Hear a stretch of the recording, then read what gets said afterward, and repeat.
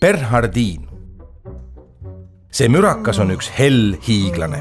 Rahuliku ja tasakaaluka koerana saab ta ülihästi läbi lastega, sest ta on oma loomult kannatlik ning õrna südamega. Ta kulgeb läbi elu omas tempos ning talle ei meeldi kiirustada.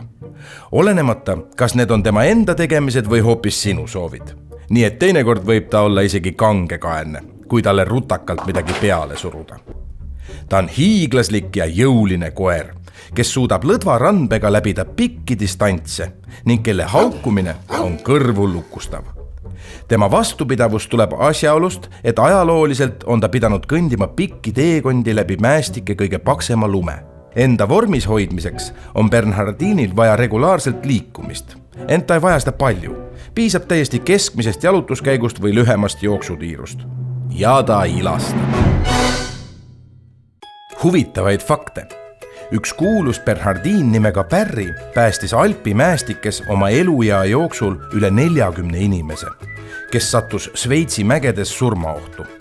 Vapra Barry keha on säilitatud tänaseni Šveitsis, Berni loodusajaloo muuseumis. Bernhardin on Šveitsi rahvuskoer.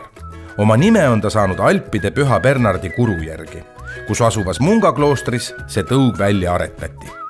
Bernhardin, sõbralik ning hella südamega mürakas.